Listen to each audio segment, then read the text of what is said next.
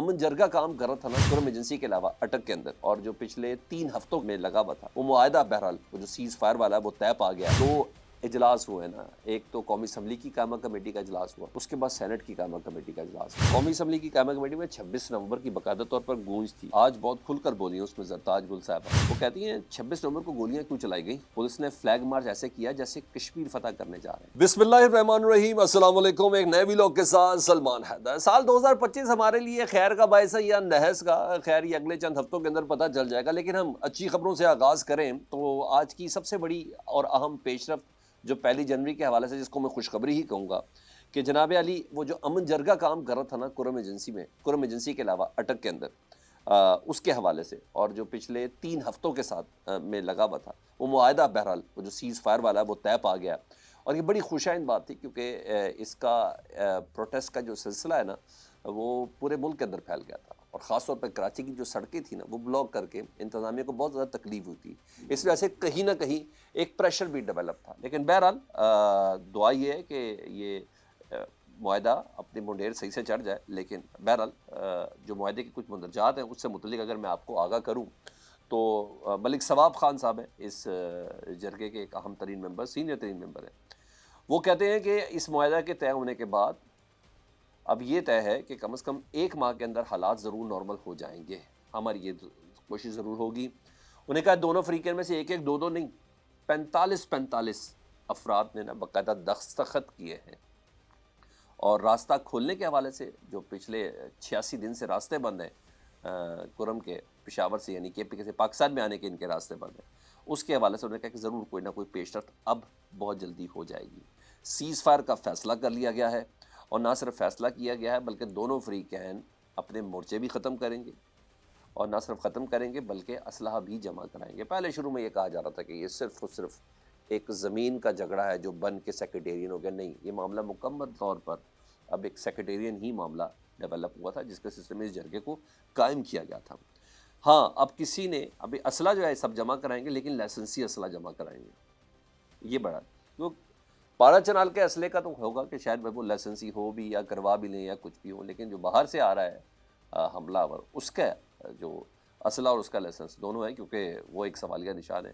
اور اطلاعات جو ہیں یہ ہیں آن گراؤنڈ اطلاعات جو ہیں وہ یہ ہے کہ اس میں امریکی ساخت کا وہ اسلحہ جو افغانستان کے اندر امریکی چھوڑ کر بھاگے تھے وہ استعمال ہوا دہشت گردی کے اندر۔ لیکن بہرحال معاہدے کی خلاف ورزی جو کرے گا اس کو پھر حکومت کے حوالے کیا جائے گا، اور سیز فائر پر فوری عمل درآمد ہوگا۔ اگر فریقین نے اسلحہ جمع نہیں کرایا تو اس کو بھی حکومت کے حوالے کیا جائے گا۔ سب سے بڑی خوشامدی ایک بہت بڑے فریق ہے مجلس فتح المسلمین، جنہوں نے پاڑا چنار کی عوام کے ساتھ جو سخت سردی کے اندر دھرنے کے اندر ان کے ساتھ اظہار یکجہتی کے لیے نہ صرف کراچی کی مختلف سڑکوں میں 10 مقامات پر، اب صرف 3 جگہ پہ رہ گیا، اور اچھی خاصی ٹینشن ہوئی، جس میں مولانا حسن ظفر نقوی صاحب زخمی بھی ہوئے، اور پولیس نے 3rd ڈگری بھی استعمال کی۔ لیکن بہرحال اس معاہدے کے نتیجے میں راجہ ناصر عباس صاحب مطمئن ہونے کا جی ہم اس کو خوشائند قرار دیتے ہیں، اللہ کرے یہ بہتر ہو، کیونکہ اس وقت ملک میں جس طرح کے حالات ہیں دشمن کسی طریقے سے بھی اس سچویشن کا فائدہ اٹھا سکتا تھا۔ اب آؤں ذرا سیاسی صورتحال پہ، وہاں بڑی دلچسپ صورتحال ہے۔ اس میں آج ذرا 2 اجلاس ہوئے نا، ایک تو قومی اسمبلی کی قائمہ کمیٹی کا اجلاس ہوا، اس کے بعد سینٹ کی قائمہ کمیٹی کا اجلاس ہوا۔ اگر میں دونوں اجلاسوں کو بتاؤں تو قومی اسمبلی کی قائمہ کمیٹی میں 26 نومبر کی باقاعدہ طور پر گونج تھی، اور آپ کو پتہ ہے قائمہ کمیٹی کی سربراہی جو ہے برائے بنیادی انسانی حقوق، وہ کوئی اور نہیں ہے، وہ احمد رضا صاحب کر رہے ہیں، جو سنی اتحاد کونسل کے ہیں، ڈیفینیٹلی عمران خان صاحب کی ٹیم کے ایک ممبر ہیں۔ اس میں 26 نومبر ڈسکس ہوا، اور آج بہت کھل کر بولی ہیں اس میں زرتاج گل صاحبہ، تو اس سے آپ اندازہ لگا لیں کہ کس مائنڈ کے سیٹ کے ساتھ یہ مذاکرات ہو رہے ہیں، اور کس فوکس کے ساتھ یہ مذاکرات ہو رہے ہیں، جس کا دوسرا سیشن کل شروع ہونا ہے۔ وہ کہتی ہیں 26 نومبر کو گولیاں کیوں چلائی گئیں؟ پولیس نے فلیگ مارچ ایسے کیا جیسے کشمیر فتح کرنے جا رہے ہیں۔ باقی پولیس نے فلیگ مارچ کیا تھا، اپنے ہی لوگوں کے لیے فلیگ مارچ کیا تھا۔ انہوں نے کہا انٹرنیشنل میڈیا کو انسانی حقوق کمیٹی میں بلایا جائے، آئی جی سے پریزنٹیشن لی جائے۔ ہاں، بیرسٹر گوہر صاحب نے کہا کہ نہیں، وہ ذرا آپ کو پتا وہ پراپر ایک سیاسی آدمی ہیں، انہوں نے کہا کہ نہیں، یہ معاملہ نا ابھی اس کو ڈیفر کر دیتے ہیں، کیونکہ ہم نے جوڈیشل کمیشن کی ڈیمانڈ رکھی ہوئی ہے مذاکراتی کمیٹی کے ساتھ۔ تو وہ مذاکراتی کمیٹی سے کل بات ہوگی تو تب ہوگا. ہاں مذاکراتی کمیٹی کا جو وقت ہے وہ ضرور تبدیل ہو گیا, یہ جو مذاکرات ہونے تھے, اور باقاعدہ طور پر قومی اسمبلی کے جو ترجمان ہیں انہوں نے وقت اس کا تبدیل کیا. کل 11:30 بجے کی بجائے اب یہ مذاکرات ہو گئے 3:30 بجے. اب دیکھتے ہیں اسپیکر ایاز صادق صاحب اس کی صدارت کریں گے. تو یہاں یہ چیز ہے. لیکن دوسری چیز اور مزید انٹرسٹنگ تھی, وہ تھی قائمہ کمیٹی برائے سینٹ کا اجلاس. اس قائمہ کمیٹی برائے سینٹ کے اجلاس میں نا آج آ گئے, بڑی بات ہے, اللہ کا شکر ہے وہ آ گئے, نہیں تو عام طور پر اس طرح کے افسر آتے نہیں ہیں. پی ٹی اے کے چیئرمین آ گئے اس کے اندر, اور چیئرمین صاحب بھی کوئی اور نہیں, جنرل حفیظ الرحمان, میجر جنرل ریٹائرڈ حفیظ الرحمان صاحب آج وہ ادھر آئے. اور انہوں نے, کامران مرتضیٰ صاحب اس کمیٹی کے ممبر تھے, وہ یہ آئی ٹی سے ریلیٹڈ کمیٹی تھی. تو کامران مرتضیٰ صاحب نے کہا چلے آج پی ٹی اے والوں سے پوچھ ہی لیتے ہیں, پی ٹی اے ملاد پاکستان ٹیلی کمیونیکیشن اتھارٹی والوں سے. تو انہوں نے پوچھا, بڑا زبردست مکالمہ کامران مرتضیٰ, اور بڑا کنفیس کیا چیئرمین پی ٹی اے نے, جنرل صاحب نے بڑا کنفیس کیا, بڑی بات ہے. اور مجھے کہیں نہ کہیں ان کی ناسمجھی کے اوپر 2 بار سوالیہ نشان بھی ہیں. وہ کہتے ہیں, کامران مرتضیٰ صاحب نے پوچھا جنرل صاحب یہ کہاں لکھا ہوا ہے کہ پاکستان میں کسی خاص علاقے میں انٹرنیٹ بند کر دیں؟ تو جنرل صاحب نے فوراً جواب دیا, انہوں نے کہا رولز میں لکھا ہوا ہے کہ وزارت داخلہ یعنی محسن نقوی صاحب اگر ہدایت کریں تو پی ٹی اے کو ہدایت لکھ کر دیں تو ہم کسی جگہ پر بھی یہ بند کر سکتے ہیں. انہوں نے کہا کہاں لکھا بتائیں. انہوں نے کہا اچھا اگر نہیں لکھا تو پھر حکومت 9 سال سے ہم سے انٹرنیٹ کیوں بند کروا رہی ہے؟ اب یہ جواب بھی میرا خیال ہے مرتضیٰ صاحب دیں گے, کامران مرتضیٰ صاحب. اور انہوں نے کہا جنرل صاحب نے کہ پھر ہم سے کیوں بند کروا رہے ہیں جی. پھر جنرل حفیظ الرحمان صاحب نے کہا کہ 8 فروری کو جو الیکشن کے دن انٹرنیٹ کی بندش تھی نا, جو انٹرنیٹ کی سروس بند ہوئی تھی, وہ بھی غلط تھی. تو آج کنفیشن اتنا ہو گیا کہ اس دن جو انٹرنیٹ بند کیا گیا, بنیادی انسانی حقوق کی خلاف ورزی ہوئی تاکہ کسی طریقے سے رزلٹ اپلوڈ نہ ہو جائے, تاکہ ووٹرز کے حوالے سے کوئی کمپین رن نہ ہو جائے. کم از کم جس کا غالب گمان کیا ہے, بلکہ غالب یقین یہ ہے کہ پاکستان تحریک انصاف کا ووٹر ایک دوسرے کو کنسنٹ ڈیولپ نہ کر سکے کہ بھائی ہم سے انتخابی نشان تو لے لیا گیا, لیکن اب جو بندہ ادھر کھڑا ہے نا اس کے پاس انتخابی نشان چڑیا ہے, طوطا ہے, مینا ہے, برتن ہے, پریشر کوکر ہے, جو کچھ بھی ہے. تو یہ بیسکلی وجہ تھی. انہیں کہ شاید یہ وجہ تھی, اور لیکن یہ ہم سے ایک بہت بڑی غلطی ہوئی ہے. انہوں نے کہا ہم سے یہ کیا گیا ہے اور ہمیں یہ غلط تھا کام. اور انہیں ساتھ ساتھ یہ بھی کہا, انہیں کہ یہ جو حکم ہوتا ہے نا, یہ سپریم کورٹ پر کے حکم پر ہم لوگ انٹرنیٹ اور سوشل میڈیا کی اپلیکیشن بند کرتے ہیں. اور مجھے آج یہ میجر جنرل حفیظ الرحمان صاحب کہہ رہے ہیں, پی ٹی اے کے چیئرمین, انہوں نے کہا مجھے آج قائمہ کمیٹی میں آ کر پہلی بار پتہ چلا کہ انٹرنیٹ کی بندش غلط ہوتی ہے. سر دیکھیں ہمارے چیئرمین پی ٹی اے کو اس بات کا نہیں پتہ. چلے مان تو رہے ہیں, اور یہاں یہ بات تھی تو سمجھ میں آ گیا. سمجھ میں آتے سر انٹرنیٹ بند ہو, پتہ چلے بندے نے, محرم کا جلوس ہے, شرپسند اس وقت بالکل ریڈی بیٹھا ہے, اس نے اس کو کسی قسم کی کوئی دہشت گردی کرنی ہے تو بھائی وہاں انٹرنیٹ ہم نے بند کر دیا. عید میلاد النبی ہماری خوشیاں, دشمن اس کے اوپر ہے تو بھائی اس دن انٹرنیٹ بند کر دیا. یہ تو سمجھ آتی ہے, اور عوام کو اس میں کوئی تکلیف بھی نہیں ہوتی کہ چلے بھائی پرامن طریقے سے جلوس چلا جائے, یہ سب ہے. مگر یہاں تو الٹی گنگا بہ رہی ہے پاکستان میں. پاکستان میں تو لوگوں کی آواز بند کرنے کے لیے انٹرنیٹ کی سروس بند ہے.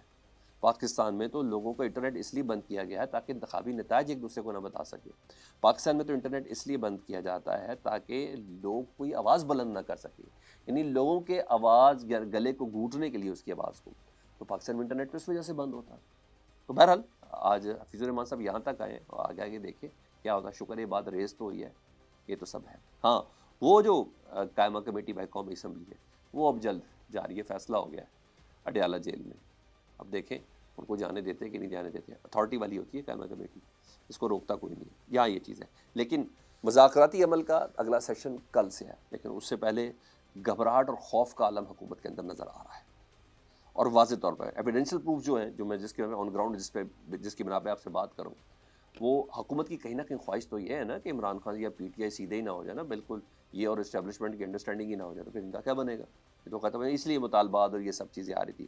لیکن اب جو ڈر اور خوف کا عالم ہے نا, وہ ذرا تھوڑا واضح طور پر نظر آ رہا ہے. ایک تو کل ہی وزیر اعظم نے جب وہ اڑان پاکستان والی تقریب میں خطاب کرتے ہوئے کہا کہ یکجان دو قالب, اور تاریخ میں کبھی ایسا نہیں دیکھا کہ ہم لوگ ایک دوسرے کے ساتھ اس طرح ہوں, ہم یعنی حکومت اور اسٹیبلشمنٹ ایک دوسرے کے ساتھ ہوں. لیکن کہیں نہ کہیں وسوسے ہیں, وہ وسوسے جو ہے نا وہ بہت تنگ کر رہے ہیں. وسوسے تو یوں کر کے پورے ہوتے ہیں پاکستان کے اندر. تو انہیں یہ بھی کہا کہ یعنی وہ ڈر اور خوف ہے. اور تو اور جاوید لطیف صاحب کے جو جملے ہیں جن کے متعلق کہا جاتا ہے یہ پکڑتے ہی نواز شریف صاحب کی لائن ہے, تو ان کا جو لہجہ ہے نا وہ بھی بہت کچھ بتا رہا ہے کہ یہ گھبراہٹ کا عالم ہے دوسرے سیشن سے پہلے. اور شاہد خواجہ آصف صاحب جو کل تک تو کہہ رہے تھے کہ او انہوں ویکھ لو، انہوں کی نیت خراب ہے کہ ہاتھ نہ ہو جائے، اے نہ ہو جائے، او نہ ہو جائے، یہ سب چیزیں کر رہے تھے. اب وہی خواجہ آصف صاحب بالکل سیاست میں ہارے ہوئے گفتگو کرتے تھے، کہتے ہیں میرا 34 سال کا تجربہ ہے پارلیمان کے اندر، میں اتنی زیادہ سیاست کر لی ہے تو میں اب کوئی قناعت کرنا چاہتا ہوں، اور اگر مجھے میری قیادت نے اجازت دی تو میں سیاست کو خیر آباد کہہ دوں گا. تو بہت سی چیزوں کا ایسا لگتا ہے کہ ان کو یقین بھی ہوتا جا رہا ہے، شائبے بھی ہیں، کہیں نہ کوئی میسج پاس ہو گئے یا کچھ نہ کچھ تو ہے. تو جاوید لطیف صاحب تو مجھے لگتا ہے ذہنی طور پر تسلیم کر چکے ہیں کہ عمران خان صاحب واپس آ رہے ہیں. وہ تو باقاعدہ طور پر ایسی گفتگو کر رہے ہیں، ان کی گفتگو ایسا لگ رہا ہے کہ ایک ڈنڈا ہے جو نون لیگ کے سر پر ہے، وہ جو مذاکرات کے لیے کھڑا کیا ہوا ہے، ان کی گفتگو سے اندازہ ہو رہا ہے وہ اداروں کے اوپر نوحہ خواہ ہیں، ادارے کے اوپر، اسٹیبلشمنٹ کے اوپر نوحہ خواہ ہیں. وہ کیا کہتے ہیں جاوید لطیف صاحب؟ شکوہ کر رہے ہیں اسٹیبلشمنٹ سے، الزام لگا رہے ہیں اسٹیبلشمنٹ سے، ان کو یاد کرا رہے ہیں ساری باتیں. کہتے ہیں تسی کہندے سو 9 مئی، یہ جاوید لطیف صاحب کے الفاظ ہیں کہ 9 مئی پاکستان تحریک انصاف نے کیا ہے. تو پھر 9 مئی کیا تو پھر اس کو کیوں بھیجنا ہے عمران خان صاحب کو آپ لوگوں نے بنی گالہ میں اگر 9 مئی کیا ہے؟ وہ یاد کرا رہے ہیں بھائی آپ کی یہ باتیں. جاوید لطیف صاحب کہہ رہے ہیں پھر آپ کیوں کہہ رہے ہیں کہ 190 ملین پاؤنڈ اس بندے نے کیا ہے عمران خان صاحب نے، تو پھر کیوں اس کو سب جیل میں بنی گالہ بھیجنا ہے؟ انہیں پھر یاد کرایا، انہوں نے کہا آپ کہتے ہیں کہ اس نے سول نافرمانی کی تحریک کی تھی 2014 میں، تو پھر کیوں اس کو بنی گالہ بھیج رہے ہیں؟ پھر اسی طرح انہوں نے مختلف چیزیں یاد کریں کہ آپ کہتے ہیں اس نے فارن فنڈنگ لی تھی تو پھر کیوں وہ کیا جائے. تو سر ان سب کو ایک خاص قسم کی گھبراہٹ نے بتایا سر جی تہاڈی مہربانی بھول نہ جانا. اور بار بار یہ بھی کہہ رہے ہیں دباؤ کون سا ذرا بتائیں میری پارٹی کے لوگ، کس نے دباؤ ڈالا ہے، کیا چیزیں. تو یہ باتیں کہیں نہ کہیں ایسی ہیں جسے ہاؤس اریسٹ سے متعلق تو عمران خان صاحب ویسے خود بھی انکار کر چکے ہیں. ان کو ایسا لگ رہا ہے کہ عمران خان صاحب کو رہا کر لیا جائے گا یا رہا کرا لیا جائے گا. وہ کہتے ہیں اگر عمران خان کو رہا کر دیا گیا، جاوید لطیف صاحب کہتے ہیں، تو یہ ریاست کی غلامی ہوگی. مطلب ظاہری طور پر نون لیگ تسلیم کر چکی ہے.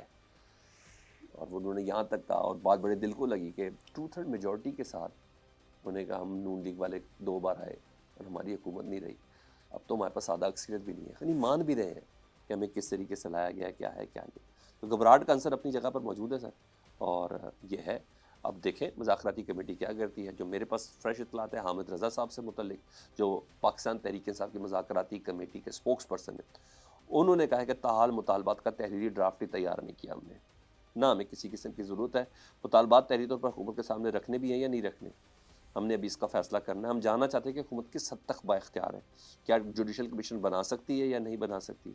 اور ویسے بھی کہتے ہیں ہمارے 2 مطالبات ہیں، ایک تو 9 مئی اور 26 نومبر پر جوڈیشل کمیشن بنا دیا جائے، اور دوسرا انڈر ٹرائل جو لوگ ہیں ان کو رہا کر دیا جائے. میں کہا جب یہ 2 مطالبات واضح اور کلیئر تو اس کو لکھ کے کیا دینا. یہاں تک چیزیں.